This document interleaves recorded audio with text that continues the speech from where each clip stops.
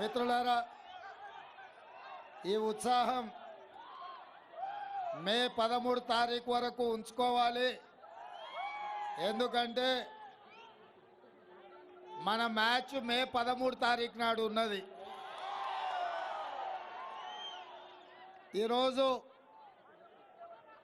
శ్రీమతి సోనియా గాంధీ గారు, శ్రీ మల్లికార్జున్ ఖర్గే, శ్రీ రాహుల్ గాంధీ గారు మల్కాజ్గిరి పార్లమెంటు నియోజకవర్గం నుంచి సోదరీమణి వికారాబాద్ జిల్లా పరిషత్ చైర్పర్సన్ శ్రీమతి పట్నం సునీత మహేందర్ రెడ్డి గారిని పార్లమెంటు అభ్యర్థిగా ఈ ఎన్నికల్లో నించోబెడితే వారికి అండగా నిలబడడానికి, వారిని గెలిపించి గల్లీ నుంచి ఢిల్లీకి పంపించడానికి కూకట్పల్లి ఇన్ఛార్జ్ రమేష్ గారు మిత్రుడు హరివర్ధన్ గారు, అదేవిధంగా మైనంపల్లి హనుమంతరావు గారు,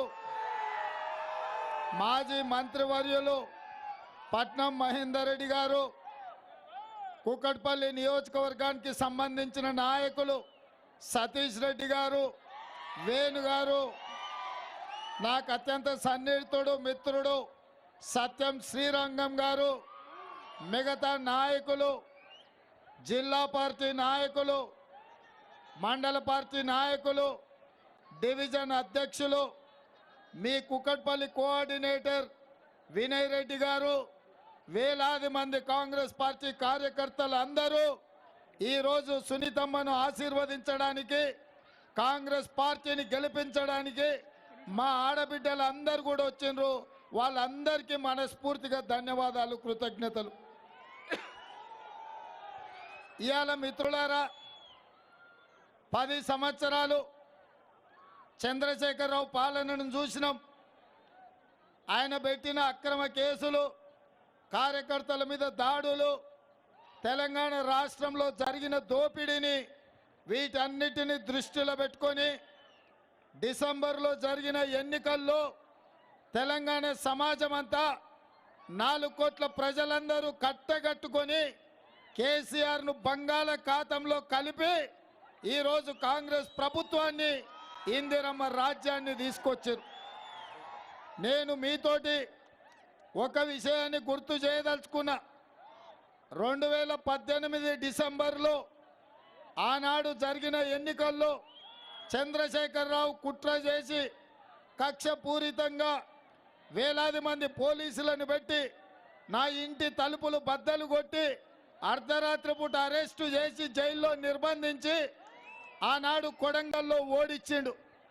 కొడంగల్లో ఓడించిన 3 నెలల్లోనే మళ్ళీ సోనియా గాంధీ, రాహుల్ గాంధీ గారు ఆదేశం తీసుకొని మల్కాజ్గిరి పార్లమెంటు నియోజకవర్గంలో పార్లమెంట్ అభ్యర్థిగా నిలబడితే ఆనాడు ఈ కుకట్పల్లి బిడ్డలే, ఈ కార్యకర్తలే, ఈ ఆడబిడ్డలే, ఈ వేలాది మంది ఇవాళ ఇక్కడ హాజరైనోళ్ళు, ఇక్కడ హాజరు కాని అపార్ట్మెంట్లలో ఉండే చాలా మంది విజయనగరం, శ్రీకాకుళం ప్రాంతం నుంచి ఇక్కడ నివసిస్తున్న మా సోదరులు అందరు కలిసి ఆశీర్వదించి, అన్యాయం జరిగింది అన్నకు ప్రశ్నించే గొంతుగా ఉండాలి, గల్లీ నుంచి ఢిల్లీ వరకు పేదోళ్ళ కోసం కొట్లాడాలి అని చెప్పి ఆనాడు మీరందరూ కలిసి నాకు అండగా నిలబడి గెలిపించారు. ఆయల్లా మీరు ఆశీర్వదించారు కాబట్టి, మీరు గెలిపించారు కాబట్టి గల్లీ నుంచి ఢిల్లీ వరకు ప్రశ్నించే గొంతుగానై మీ సమస్యల మీద మాట్లాడితే సోనియమ్మ కాంగ్రెస్ పార్టీ అధ్యక్షుడిగా నాకు అవకాశం ఇచ్చింది. ఆ అవకాశాన్ని అందిపుచ్చుకొని రాష్ట్రం నలుమూలల తండాలలో, గూడాలలో, మారుమూల పల్లెల్లో ప్రతి తలుపు తట్టి, ప్రతి గుండెకు చేరి ప్రజా సమస్యల మీద పోరాటం చేస్తే 65 సీట్లు ఇచ్చి తెలంగాణ రాష్ట్రంలో కాంగ్రెస్ ప్రభుత్వాన్ని తెచ్చిండ్రు. ఈనాడు మీ ముందు తెలంగాణ ముఖ్యమంత్రిగా ప్రమాణ స్వీకారం చేసి ఇవాళ ఈ కుక్కట్పల్లికి రావడం జరిగింది. ఇవాళ నేను ముఖ్యమంత్రిగా ఇక్కడ ఉన్నా అంటే మీ రక్తాన్ని చెమటగా మార్చి మీ భుజాలు కాయలు కాసే విధంగా ఈ 3 రంగుల జెండాను మోసిండ్రు కాబట్టి ఇవాళ కాంగ్రెస్ పార్టీ అధికారంలోకి వచ్చింది. అందుకే మిత్రులారా, మీ కష్టం మీ రుణం తీర్చుకోవాల్సిన సందర్భం వచ్చింది. మీకు న్యాయం చేయాల్సిన అవకాశం నాకు వచ్చింది. కానీ దురదృష్టవశాత్తు మొన్న జరిగిన శాసనసభ ఎన్నికల్లో మా మిత్రుడు బండి రమేష్ గారు ఇక్కడి నుంచి గెలిచినుంటే ఈ కుక్కట్పల్లి ప్రాంతం రూపురేఖలు మారుండేటివి. కానీ ఇక్కడ ప్రజలు ప్రభుత్వం వస్తుందో రాదో అన్న అనుమానంతో చంద్రశేఖరరావు ఓడుతాడో లేడో, ఒకవేళ మేము బండి రమేష్ గారిని గెలిపించిన రాష్ట్రంలో ప్రభుత్వం రాకపోతే మా అపార్ట్మెంట్కు నల్లా కనెక్షన్ కట్ అవుతుందో, మా ట్రాన్స్ఫార్మర్ బంద్ అవుతుందో అని ఆనాడు భయపడ్డారు. మా విజయనగరం శ్రీకాకుళం సోదరులు 26 ఉపకులాలు ఈ ప్రాంతంలో ఒకవేళ కాంగ్రెస్ గెలిస్తే చంద్రశేఖరరావు కక్ష కట్టి దెబ్బతీస్తాడేమో అని అనుమానంగా ఆయనలో సంపూర్ణంగా మద్దతు పలకలే. అందుకే ఇవాళ మా సోదరులను నేను అడుగుతున్నా, కుక్కట్పల్లి నియోజకవర్గ ఓటర్లకు మహాశయులకు అందరికీ నేను విజ్ఞప్తి చేస్తున్నా, ఇవాళ ఈ రాష్ట్రానికి మీరు ఆశీర్వదించిన పోయిన పార్లమెంట్ ఎన్నికల్లో మీరు గెలిపించిన రేవంత్ అన్ననే ఈరోజు తెలంగాణ రాష్ట్రానికి ముఖ్యమంత్రిగా ఉన్నాడు. మీరెవరు ఎవరికి భయపడాల్సిన అవసరం లేదు, ఎవరికి బెదరాల్సిన అవసరం లేదు. మీ బస్తీల్లో సమస్యలు తీర్చే బాధ్యత నాది. మీ 26 కులాల గురించి పరిష్కారం చూపించే బాధ్యత నాది. మా ఆడబిడ్డలకు ఇవాళ అడుగుతున్నా, అధికారంలోకి వచ్చిన వెంబడే 35 కోట్ల మంది ఆడబిడ్డలు ఇవాళ 1350 కోట్లు చెల్లించి ఆర్టీసీలో ఉచితంగా ప్రయాణం ఇవాళ ఆడబిడ్డలకు ఇచ్చినాం. మా ఆడబిడ్డలు ఉద్యోగం చేసుకోవాలన్నా, కాలేజీకి పోయి చదువుకోవాలన్నా, ఇంటి ఆయన మీద కోపం వస్తే అలిగి అమ్మగారింటికి పోదామన్నా కిరాయి పైసలు ఎత్తుక్కునే పరిస్థితి. కానీ ఇవాళ బాజాబ్తా ఎక్కడ బస్సు వచ్చినా చెయ్యి అడ్డం పెడితే ఆపి మా ఆడబిడ్డల్ని ఉచితంగా ఆర్టీసీ బస్సులో ఈరోజు ప్రయాణం చేస్తుండ్రా లేరా మా అక్కలు చెప్పాలి, మా చెల్లెళ్ళు చెప్పాలి. అమ్మగారింటికి అత్తగారింటికే కాదు, కీసరల పోయి ఆడ శివుడిని దర్శించుకోవాలన్నా, యాదగిరిగుట్ట లక్ష్మీ నరసింహస్వామిని దర్శించుకోవాలన్నా, భద్రాచలంలో రాములవారి తలంబ్రాలు చూడాలన్నా ఇవాళ రాష్ట్రంలో ఎక్కడికైనా ఇవాళ ఆర్టీసీ బస్సు ఉచితంగా మా ఆడబిడ్డలకు ఇచ్చినాం. ఇదే కాదు, పేదల వైద్యం కోసం రాజీవ్ ఆరోగ్యశ్రీ ద్వారా 10 లక్షల రూపాయలు ఉచితంగా పేదలకు ఇచ్చి అపోలో యశోద లాంటి ఆసుపత్రుల్లో మీకు వైద్యాన్ని అందించిన పార్టీ ప్రభుత్వం మనది. ఇదే కాదు, ఇవాళ మా అక్కల్ని అడుగుతున్నా, అక్క 500 రూపాయలకు సిలిండర్ వస్తుంది కదా, 1200 ఉన్న సిలిండర్ మోడీ కేడీ కలిసి 1200 చేసి మీ కష్టపడ్డ పైసలు ఇంట్లో పనో లేకపోతే ఇతర ఇళ్లలో పని చేసో ఉద్యోగం చేసో సంపాదించిన పైసలు సిలిండర్కే పోతుండే. అందుకే ఇవాళ ప్రతి పేదవాళ్ళ ఇంటికి 500 రూపాయలకే సిలిండర్ ఇచ్చినాం.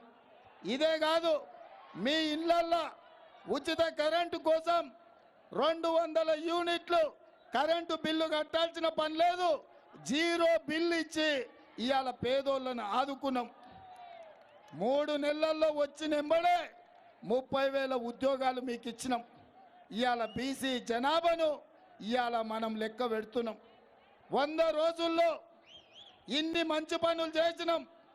రేపు మీ ప్రాంతంలో మీ సమస్య తీరవాలన్నా, మీ ఇంటికి తాగునీళ్ళు ఉచితంగా ఇవ్వాలన్నా, మీ పేదలకు ఇండ్లు ఇవ్వాలన్నా ఇవాళ మీరు సునీతమ్మను మల్కాజ్గిరి ఎంపీగా గెలిపించండి.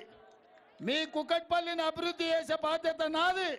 మీకు నిధులు ఇచ్చి మీకు అండగా నిలబడి విజయనగరం శ్రీకాకుళం జిల్లాల నుంచి వచ్చిన వాళ్ళ సమస్యలు పరిష్కరించే బాధ్యత నాది. మా పాలమూరు రంగారెడ్డి జిల్లా, మా నిజామాబాదు కరీంనగర్ ప్రాంతం వాళ్ళకు కూడా ఈ సమస్యను పరిష్కరించే బాధ్యత నాది. బస్తీలలో మీ సమస్యల్ని బాగు చేసే పరిష్కరించే బాధ్యత నాది. మరి ఇవాళ అందుకే మిమ్మల్ని అడుగుతున్నా, మోడీ వచ్చిండు, ఆయన కేసీఆర్ వచ్చిండు, వీళ్ళందరూ ఏమన్నా కొత్తోళ్ళ? 10 ఏళ్ళ నుంచి కేసీఆర్ ముఖ్యమంత్రి ఉన్నాడు కదా, 10 ఏళ్ళు నరేంద్ర మోడీ ప్రధానమంత్రిగా ఉన్నాడు కదా, ఎన్నడైనా మన దగ్గరకు వచ్చిండా? మనం ఎట్లున్నామని అడిగిండా? మనం బాగున్నామా అని చూసిండా? మన ఇంట్లో సావో పెళ్ళి అయితే ఎన్నడని వచ్చిండా? మనము సచ్చినమో బతికినమో చూడలేదు. మనకు ITIR కారిడార్ ఇవ్వలేదు, బయ్యారం ఉక్కు కర్మాగారం ఇవ్వలేదు, రైల్వే కోచ్ ఫ్యాక్టరీ ఇవ్వలేదు. ఇవాళ మనం మెట్రో రైలు అడిగినాం. ఈయన చందానగర్ నుంచి BHEL రామచంద్రాపురం వరకు మెట్రో అడిగినాం, ఇయ్యలే. హైటెక్ సిటీ నుంచి మనకు ఫైనాన్షియల్ డిస్ట్రిక్ట్ వరకు మెట్రో అడిగినాం, ఇయ్యలే. ఇవాళ నాగోలు LB నగర్, హయత్ నగర్ మెట్రో అడిగినాం, ఇయ్యలే.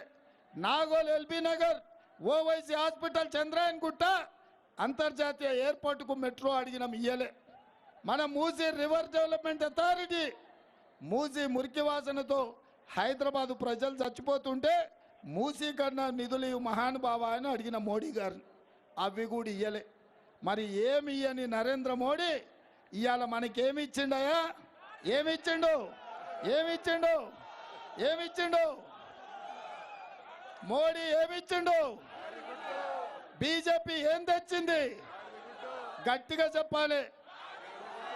మోడీ ఏం తెచ్చిండు? బీజేపీ ఏమిచ్చింది? మోడీ ఏం తెచ్చిండు? బీజేపీ ఏమిచ్చింది? ఢిల్లీ నుంచి మోడీ ఏం తెచ్చిండు? బీజేపీ మనకేమిచ్చింది? 10 ఏళ్ళల్లో మనకు గాడిద గుడ్డి ఇచ్చిన బీజేపీకి ఇవాళ మనం ఓటేయాలనా? ఒక్కసారి ఆలోచన చేయండి. అందుకే మోడీ నిన్న వచ్చిండు, కనీసం మెట్రో రైలు ఇస్తాడనుకున్నా, మూసీ రివర్కు నిధులు ఇస్తాడనుకున్నా, ఏమి ఇవ్వలే. మళ్ళోసారి మన చెవులో పువ్వు పెట్టిండు, మన ఇంటికి గాడిద గుడ్డు పంపించిండు.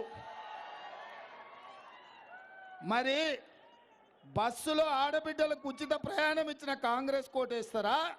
గాడిద గుడ్డు ఇచ్చిన మోడీ కోటేస్తారా? 500 రూపాయలకు సిలిండర్ ఇచ్చిన కాంగ్రెస్ కోటేస్తారా? గాడిద గుడ్డు ఇచ్చిన బీజేపీకి ఓటేస్తారా? ఇట్లనే ఇవాళ 10 లక్షల రూపాయల రాజీవ్ ఆరోగ్యశ్రీ ఇచ్చిన కాంగ్రెస్ కోటేస్తారా? గాడిద గుడ్డు ఇచ్చిన మోడీ కోటేస్తారా? ఇంటింటికి 200 యూనిట్లు ఉచిత కరెంట్ ఇచ్చిన కాంగ్రెస్ కోటేస్తారా? తెలంగాణకు గాడిద గుడ్డిచ్చిన నరేంద్ర మోడీ కోటేస్తారా? 30,000 ఉద్యోగాలు ఇచ్చిన కాంగ్రెస్ కోటేస్తారా? 20 కోట్ల ఉద్యోగాలు ఇస్తా అని మోసం చేసి గాడిద గుడ్డిచ్చిన బీజేపీ కోటేస్తారా? ఇవాళ సోదరులారా, అభివృద్ధి చేసే కాంగ్రెస్ కు గాడిద గుడ్డిచ్చిన బీజేపీకి ఇవాళ పోటీ నడుస్తుంది. ఇక మీరు ఆలోచన చెయ్యండి. అందుకే మిమ్మల్ని అడుగుతున్నా, ఎట్లయితే నన్ను ఆనాడు ఆశీర్వదించి పార్లమెంటుకు పంపినరో, ఇవాళ మా సోదరిమణి సునీతమ్మను మల్కాజ్గిరి నుంచి పార్లమెంటుకు పంపుండ్రి. మీ సమస్యల్ని పరిష్కరించే బాధ్యత నాది. సునీతమ్మకి వేసే ప్రతి ఓటు మీ రేవంత్ అన్నకి వేసినట్టే. ఇవాళ సునీతమ్మ గెలుపు, మీ రేవంత్ అన్న గెలుపు.